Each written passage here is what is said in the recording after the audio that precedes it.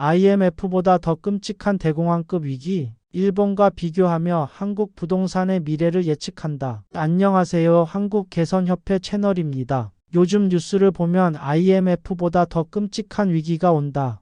집값이 90% 폭락한다. 같은 섬뜩한 말들이 쏟아져 나옵니다. 이런 말들은 많은 분들의 마음을 불안하게 만들고 있습니다. 정말 한국도 일본처럼 될까? 지금이라도 집을 팔아야 할까? 같은 고민으로 밤잠을 설칠 수도 있습니다. 오늘 이 영상에서는 한국의 부동산 시장을 객관적으로 분석하기 위해 거품 붕괴의 선배라 할 수 있는 일본의 사례와 비교하며 그 진실을 파헤쳐 보겠습니다. 일본이 겪었던 잃어버린 30년의 교훈을 통해 지금 한국 부동산 시장이 처한 진짜 위기는 무엇인지, 그리고 우리가 어떻게 대처해야 하는지 국민의 눈높이에 맞춰 쉽고 명확하게 설명해 드리겠습니다. 1. 일본의 잃어버린 30년은 어떻게 시작되었나? 먼저 일본의 잃어버린 30년이 어떻게 시작되었는지 살펴보겠습니다. 1980년대 일본은 세계 경제를 주름잡는 초강대국이었습니다. 당시 일본 정부는 엔화 가치를 올리기 위해 금리를 대폭 낮추었습니다. 시중에 돈이 넘쳐나자 이 돈은 부동산과 주식시장으로 흘러들어가면서 상상할 수 없는 거품을 만들어냈습니다. 당시 일본의 상황을 단적으로 보여주는 사례가 있습니다.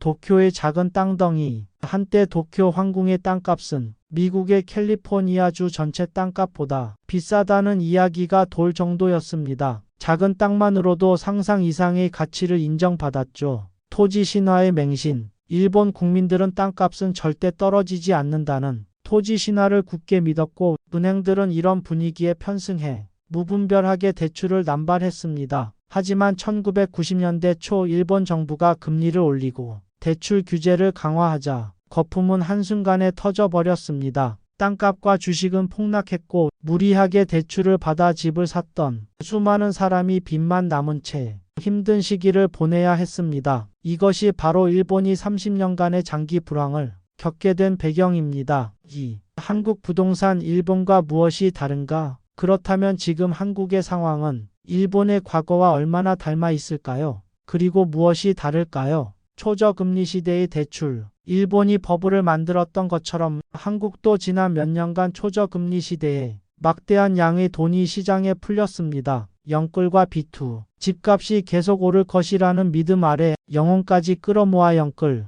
빚을 내서 집을 사고 주식에 투자했던 모습은 일본의 과거와 매우 유사합니다. 부동산 불패 신화. 일본의 토지 신화처럼 한국에도 부동산 불패 신화가 존재해 많은 사람이 집값 상승에만 베팅하는 분위기가 팽배했죠. 강력한 정부 규제. 일본의 버블 당시와 달리 한국 정부는 LTV 주택담보대출 비율화, DSR 총부 채원리금 상환 비율 등 강력한 대출 규제를 시행했습니다. 이는 빚의 총량을 일정 부분 통제해 일본과 같은 전면적인 붕괴를 막는 역할을 하고 있습니다. 인구 구조의 차이. 일본은 버블 붕괴 이후 지방 인구가 급격히 감소했습니다. 하지만 한국은 수도권으로의 인구 집중이 계속되고 있어 서울과 수도권의 주택 수요는 여전히 견고합니다. IMF 위기의 교훈. 한국은 이미 IMF 외환 위기라는 혹독한 경험을 통해 위기 관리 능력을 키워왔습니다. 금융 시스템의 건전성을 높이고 위기 상황에 대처하는 노하우를 축적했기 때문에 일본처럼 무방비 상태로 당하지는 않을 겁니다. 3. 집값 90% 폭락은 왜 현실성이 없는가? 자, 이제 가장 자극적인 제목의 핵심인 집값 90% 폭락에 대해 이야기해 보겠습니다. 결론부터 말씀드리면 이것은 현실적으로 불가능한 이야기입니다. 왜 그럴까요? 화폐 가치의 하락. 집값이 90% 떨어졌다는 것은 사실상 대한민국의 화폐 가치가 90% 폭락했다는 것과 같습니다. 이는 경제 시스템 전체가 붕괴했다는 뜻이고, 당신의 월급, 저축, 모든 자산의 가치가 함께 사라진다는 의미입니다. 금융 시스템 붕괴. 집값이 90% 폭락하면 은행들이 먼저 파산하고 금융 시스템이 마비됩니다. 정부가 이런 상황을 가만히 보고만 있지는 않을 겁니다. IMF보다 더 큰 폭락. IMF 외환 위기 때도 서울 평균 아파트 가격은 약 30% 정도 하락했습니다. 이보다 더 큰 폭의 하락은 사회 전체의 시스템을 흔들 수 있기 때문에 정부는 정책을 통해 시장을 방어하려 할 겁니다. 결론적으로 집값 90% 폭락이라는 주장은 공포를 극대화해 클릭을 유도하는 현실성이 희박한 이야기입니다. 4. 위기에서 살아남는 법.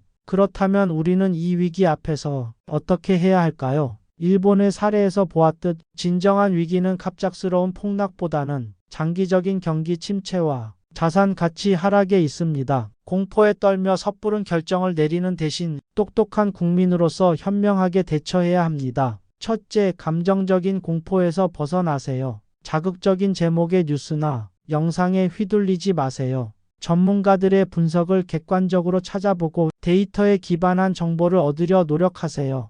공포에 휩쓸려 내린 결정은 대부분 실패로 이어집니다. 둘째, 나의 재정 상태를 냉정하게 분석하세요. 내가 가진 빚은 얼마인지, 매달 나가는 이자는 얼마인지, 만일의 사태를 대비한 비상금은 충분한지 확인하세요. 무조건적인 매도나 매수보다는 나의 재정 상태에 맞춰 가장 안전한 선택지를 찾는 것이 중요합니다. 셋째, 위기를 기회로 바꾸는 준비를 하세요. 모두가 두려워하는 이 시기는 오히려 새로운 기회의 시작일 수 있습니다. 금리가 어느 정도 안정되고 시장이 조정기를 거치면 좋은 매물이 나올 수 있습니다. 현금을 확보하고 나만의 투자 기준을 세우는 등 기회가 왔을 때를 대비하는 자세가 필요합니다. 5. 공포 마케팅을 이기는 지혜. IMF보다 더 끔찍한 위기가 온다. 집값이 90% 떨어진다는 말은 당신을 공포에 빠뜨려 클릭을 유도하는 공포 마케팅에 불과합니다. 우리가 정말 이겨내야 할 것은 거대한 위기가 아니라 그 위기 때문에 생겨나는 막연한 불안감입니다. 이 불안감을 이겨내고 현명한 판단을 내리기 위해서는 정확한 지식과 자신만의 기준이 필요합니다. 오늘부터 당신은 공포에 흔들리는 대신 위기를 기회로 바꿀 준비를 시작할 수 있습니다. 흔들리지 마시고 인식 개선이 필요한 시점입니다. 여러분의 의견을 댓글로 남겨주세요.